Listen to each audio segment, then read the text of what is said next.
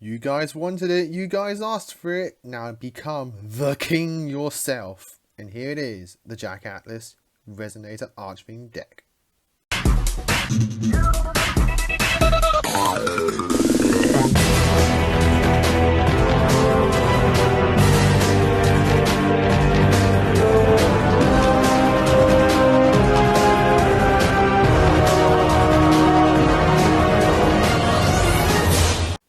What's up YouTube, this is Joe from Zephyr Wargames, and as I said, this is the Red Dragon Archfiend Resonator deck that you guys requested after seeing that beautiful combo that I can't take credit for, and I will remember to post the original video in this comment section where if you want to see a more, again, a more build focused around the entire, like, edge in engine, that kind of thing, so on and so forth. So there will be that video down in the comments below if you want to see that one in particular.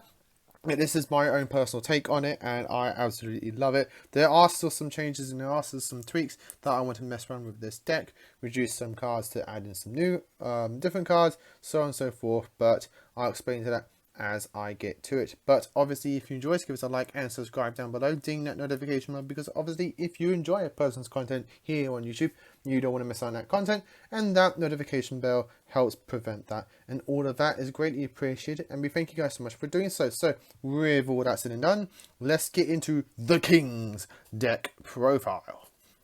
Starting off with the Crimson Resonator. Obviously mandatory, you're going to have 3 copies of this.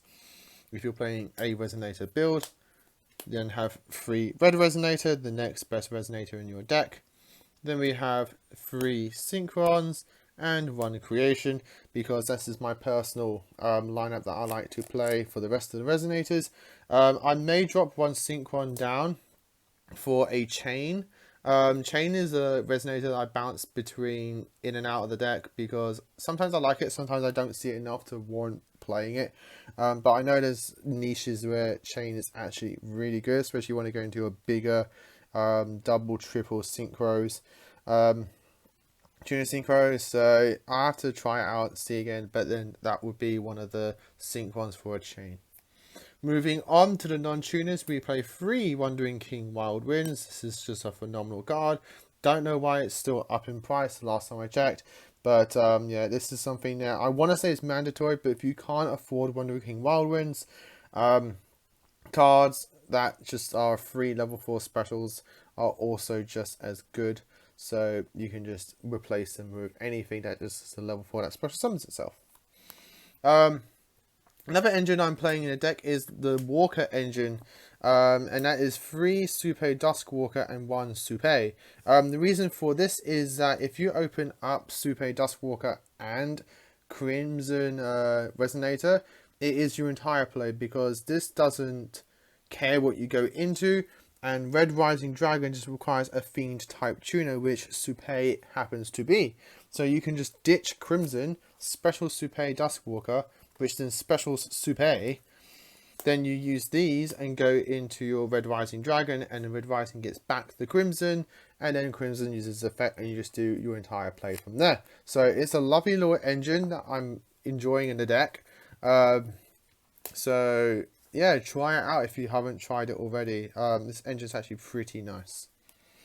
And then we go on to the Spice, which you saw in the combo. Double Edge Imp Tomahawk and the 1 Edge Imp Sabers. The reason I've gone for this is because we play Resonator Command, which is just 3 more copies of Tomahawk. In the original profile, they were going with like triple Tomahawk, chains, as well as Fight for Patchwork, so on and so forth. So if you want to see that, looking down in the comments below. But I've narrowed it down to just this, because this alone gets your entire best play going, which is Supernova Dragon with an Abyss. It's, to me personally, arguably the best end board that a pure Red Dragon Archfiend deck can get, in terms of going first, which is just phenomenal, and this engine does that for you. And if you haven't seen the combo, do check it out on the channel. It's nice and quick, it's like 5-minute video, but it gets you an understanding how this entire play works. Moving on to some hand traps, we do play some hand traps in the forms of 1 Skullmeister and 2 Effect Veiler. I want to bump up Effect Vader to 3, and I'll drop some of the trap cards for it. And Skullmaster, I only play it at 1. You can bump it up to 2, because at the end of the day, it is another level 4 Fiend that you can either grab off Resonator Command, or just help you go with your actual plays. So there is that. So that's why I play this. Moving on. This is also to keep it nice and budget. I say that when Duskwalkers are pretty annoyingly hard to get. 3 Resonator Call. Still love that it's now an Ultra. The 3 Resonator Command. Would love to see this as a Super. 2 Allure of Darkness. I might bump this up to 3 if I reduce some of the trap lineup. This would be another thing I might bump up.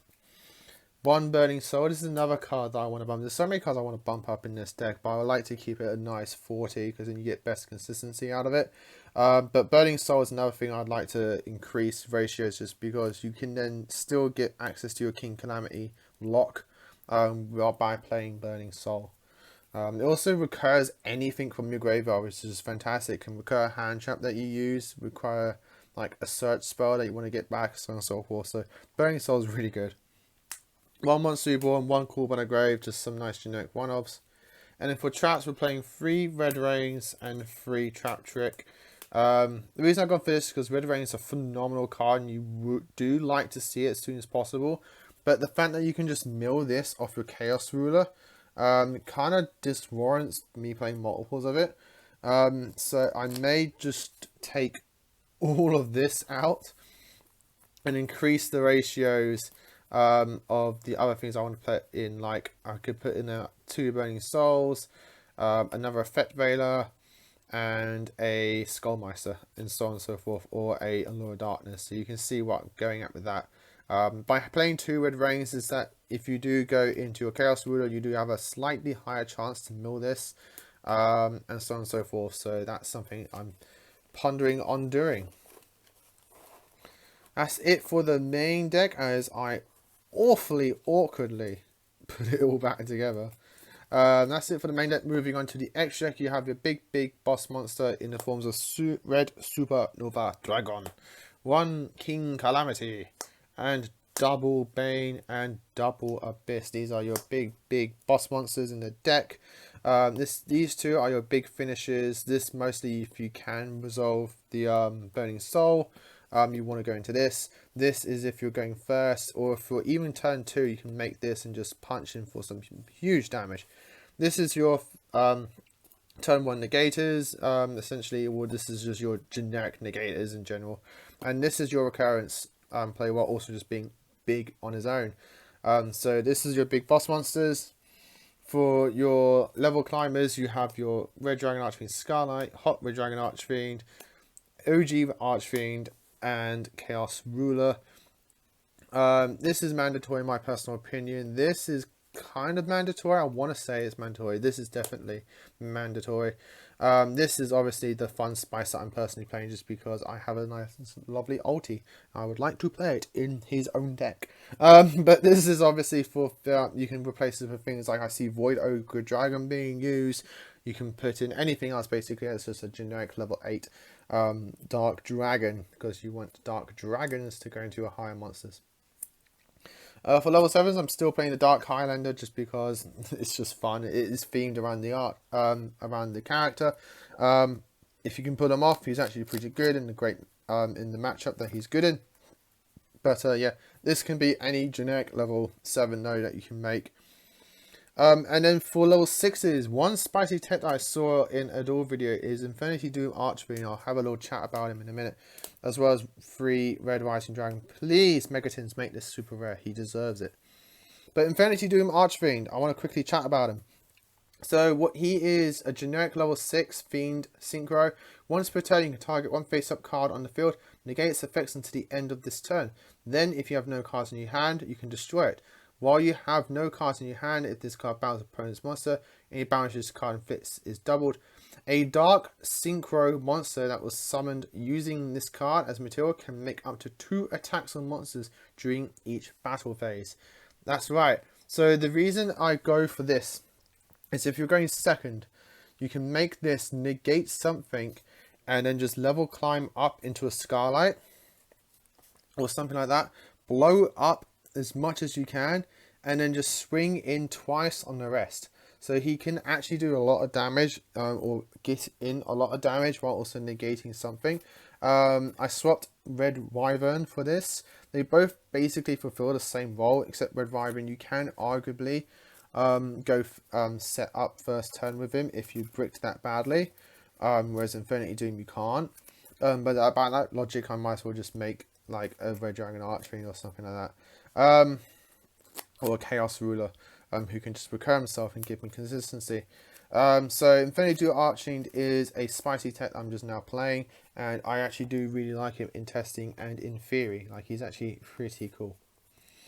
But that, guys, is the deck profile. Short, sweet, to the point, because you've all seen Red Dragon Archfiend before. There's nothing too much that I had to talk about except for the newer techs that I was playing that you did not see in previous combos.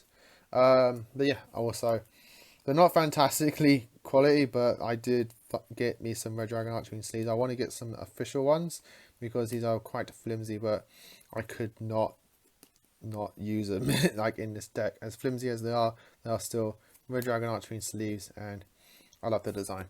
But I want to get some official ones. But yes, as always, like, comment, and subscribe. Till next time, as always, happy dueling.